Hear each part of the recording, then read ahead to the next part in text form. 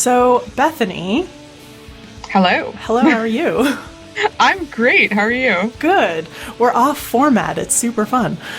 I don't know what to do. I don't have any formal introduction. I'm Bethany Brookshire, a writer at Science News and Society for Science and the Public. Okay, I feel better now. That was perfect. We'll use that. So we are doing a little science birthday project, and we wanted to do a little special feature on the scientist that you found to feature for our science birthday this year. So tell us, who did you find? It was actually, we had a whole list. We did, I think there were, how many people did we end up coming up with? I ended up finding about 17 different options of scientists whose birthdays we could celebrate. And part of the reason we ended up picking this one actually had a lot to do with the fact that there's a lot of scientists born in February. Why? I don't know, but there's a lot. We needed someone with a little bit later birthday, and I came across this man, and his birthday is May 31st. And more importantly, I just found his life really fascinating. He's a really deeply interesting person. His name is Lloyd Quarterman. And he was born on May 31st, 1918 in Philadelphia, Pennsylvania. And he passed away in 1982. So he is sadly not around anymore, but his work was really super important. So talk to me a little bit about Lloyd Quarterman's work. What kind of scientist was he? He was a chemist. Most specifically, he was a fluoride chemist. And he was one of those kids who got a chemistry set as a kid and basically never recovered, apparently. We are all, if we could all be saddled with such afflictions. I know. I mean, haven't we all been there? So he ended up with a degree from St. Augustine's College in Raleigh, which is, I think it's still a primarily African-American institution in Raleigh, North Carolina. And he was also a football player. So that's pretty cool, but chemistry was more important. He graduated in 1943 and immediately out of college was recruited to the Manhattan Project. Wow. So that's a huge first step right out of college. Yeah. He went to Chicago and just walked right into the Manhattan Project. Amazing. Yeah. And there's actually a very good reason. It's because he was a chemist, and not just a chemist, he was a fluoride chemist. So he was working on nuclear reactors pretty much from the beginning, trying to not do the nuclear reaction itself. As a chemist, his main job was actually to isolate the radioactive elements used in nuclear reactions. So fluoride chemistry is one of the earliest things they found to isolate radioactive elements, in particular hydrogen fluoride is very useful for separating out uranium-235, and that's the atom that you need to explode things. You need lots of it. So his work, his hydrogen fluoride separation of uranium-235, he produced the uranium-235 used to build Little Boy, which was the bomb that dropped on Hiroshima in 1945. Wow. So he was right in there and sort of instrumental to some of the work that was being done on the Manhattan Project and some of the results of that work. Yes. And it's sad. I've been digging around for information about Quarterman, and he's really hard to find. Like, he's not an easy guy to find stuff on, which is, good. That was part of our goal, was to bring scientists to the public eye who, probably no one's ever heard of. But because of that, I can only find one interview that he ever did. And when he did do the interview, I think it was in the 1970s, and the Manhattan Project had not been declassified. So he couldn't talk about it. It's really too bad, because I would love to know what he thought. Was he okay with it? Was he upset? It would be it's always really interesting to hear from scientists from that era, in particular scientists and researchers who were working on the project and who knew what they were working on as well and what it could potentially be used for and how they felt at the time versus how they felt after the bombs were dropped versus maybe how they feel now with the value of retrospect. Yeah, I mean, I'd be really interested in, especially considering what he did with his later work. He worked on a lot of things that were very positive and life focused. And so I wonder if he would have, I wonder if he was happy with what happened. 'Cause, I mean, America won the war, but it was at terrible cost. And, it's probably not a great thing that nuclear bombs exist. In fact, it's definitely not a great thing they exist, I would say. Probably most people would agree that, yes. Yeah, not okay.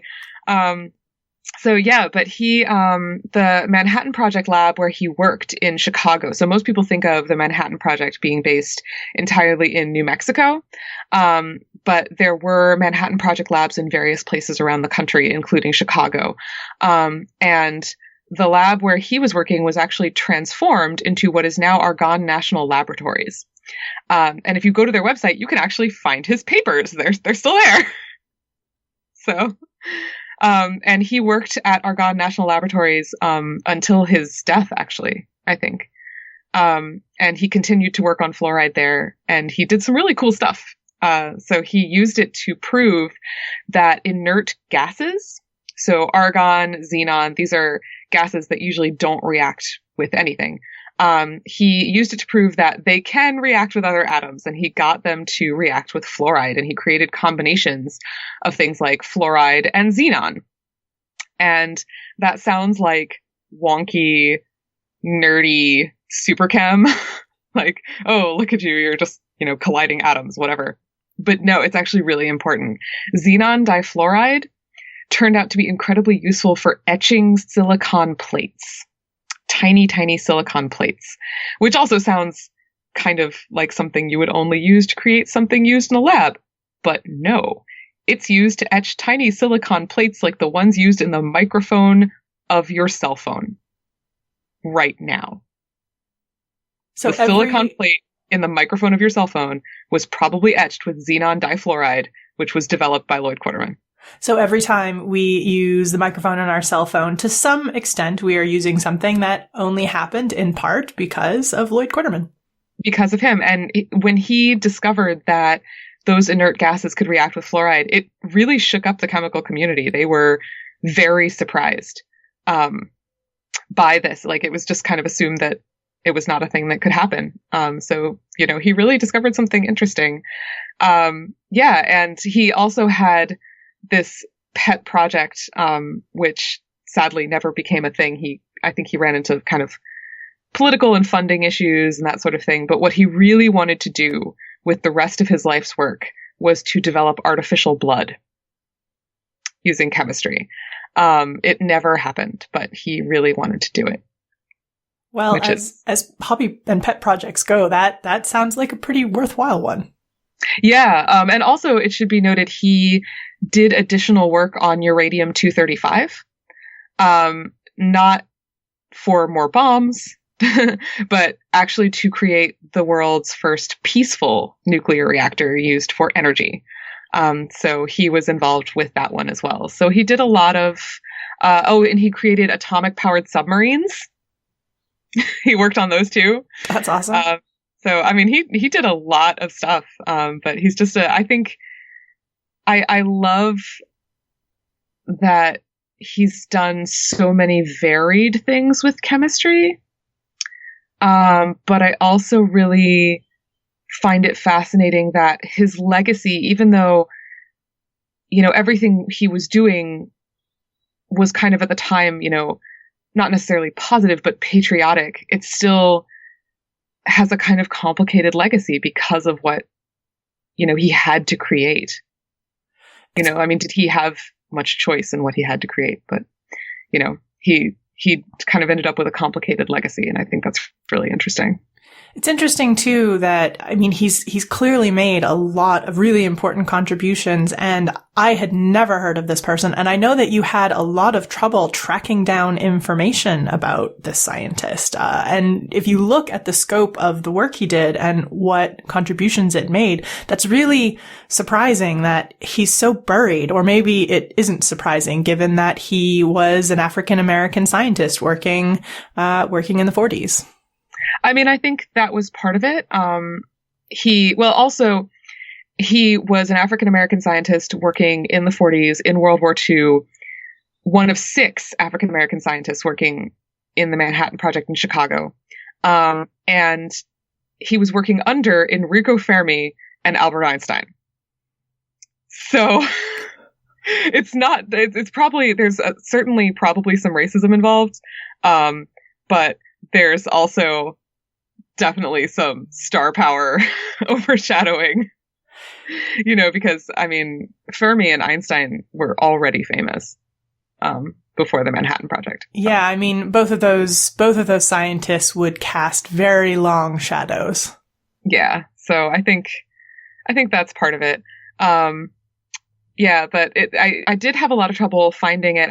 He was found on a couple of websites that kind of had short paragraphs on him as kind of, here is a famous or a very important person of color in science. And so there would be like a paragraph, but it was like the same paragraph across the internet on this guy. It's the only paragraph that has the ever only existed. paragraph. So I started hunting him down, and I called some people at Atomic Heritage, and I called the American Chemical Society was actually really helpful. I messaged them about it, and they said, "Oh man, we've got no idea, but we're going to send it out to our community of experts." So they have this community of chemical experts that are people who have agreed to basically talk to journalists about, their about how chemistry works and, comment on the record and that sort of thing. And so it was really funny because they messaged them and they didn't message me. So I didn't know who the chemical experts were. But all of a sudden, all these people I knew from Twitter were messaging me being like, "Hey, you're looking for information on this guy?" Here's a little piece. No, they didn't have anything. Oh. They were like, "I have no idea, but you're looking for information on this guy." So it was really interesting. A lot of them had like tips about where to look, like, oh, call Argonne National Laboratories. And I've hunted around on their website, and I've messaged Argonne actually 3 or 4 times now. But I haven't heard back, which is kind of sad. But I had to kind of dig around and put the pieces together. The Atomic Heritage Foundation was kind enough. There is a book with the single interview that I can find that Lord Quarterman ever did on the record. And it's like 4 pages long. And it's in the middle of this book on famous African American scientists of like the 20th century. And it was published in like the 1970s, and it's not even in print anymore. And so I messaged them and I was like, "Do you have it?" And they were like, "Yes." And they actually got it out of their library, scanned it, and sent it to me. Oh, that was very sweet of them. Yes, it was really nice of them. And it was very, very useful because I kind of got an idea of, some of the other stuff that he did. Oh, he did another thing, which is really super cool. He invented a diamond window that could be used to view molecules. Cool. Yeah, it's really super nerdy, but it's interesting and neat. And it's a super tiny, tiny, tiny, tiny diamond window. It's amazing sometimes I think about the types of, we think about modern science as being super cutting edge, but man, we did some cutting edge stuff even, back in the middle of the century, in the early part of the century. It still kind of blows my mind sometimes. Well, and it depends on the field. I think that right now we're kind of in a cutting edge of like, biomedicine and like neuroscience and, and certainly, physics and that sort of thing. But, chemistry is a bit of an older field in terms of science. And so I feel like we've had chances to make more discoveries for longer, so you get more of these developments over a longer period of time. So I think that was useful. But I found the interview was great because I found a lovely quote that he said. Despite all the work on the Manhattan Project and despite how disappointed he was about not developing artificial blood, because he really wanted to. He felt he could save thousands and thousands of lives, and he really wanted to do that. But what he said was, "We are in an age of discovery. We live in the world of the unknown. That's the only place to live." Oh, that's a really lovely sentiment from a man who really dedicated his life to science. Yeah, I mean, and he I really wish that he hadn't died before I was born, because I would love to talk to him. I think he's one of those scientists who enjoyed that moment that scientists that I have experienced only a couple of times, but it's the moment you have as a scientist when you realize that you've discovered something new, and until you tell somebody, you are the only person in the world who knows. And it's this kind of, it's this wonderful, wonderful moment where you realize you have learned something incredibly new about the world, and you're the only one. It's like, and now you have to go and tell everybody. It's like the universe has let you in on a little secret. Yeah, and I feel like he really felt that about chemistry. I thought that was really beautiful. Well, he is definitely a very worthy person to feature on the first Science Birthday. So if you are interested in learning more about Lloyd Quarterman, apparently there's not much out there about him. But for our Patreons, we have sent a birthday card with some custom-made art that we have commissioned, which looks great, and a lovely poem written by our very own Bethany Brookshire. I wouldn't say it was a good poem. It's a lovely poem. I have it right here in front of me, and I think it's great. But if you want to know what that poem says, you would need to have been on Patreon. I think there might still be a few of these left. So if you're interested, join us on Patreon while supplies last. You might be able to get yours in our last mailing, which is going to happen after May 31st. So you have up until the end of the day, May 31st, to join us on Patreon. And maybe you can get a birthday card as well and learn a little bit more about Lloyd Quarterman. Yeah. Happy birthday, Lloyd. Happy birthday, Lloyd. Really cool. I wish I could have met you. Happy birthday and thank you. Hi, this is Bethany. Just an update. Since this podcast was recorded, I did hear from Argonne National Labs. They sent me all the papers they could and tried very hard to get me in touch with someone who actually worked in the office right next to Lloyd Quarterman. Unfortunately, since Quarterman died in 1982, his coworker is also getting on in years, and I couldn't get an interview. But thank you so much to Argonne National Labs for sending materials and helping us out.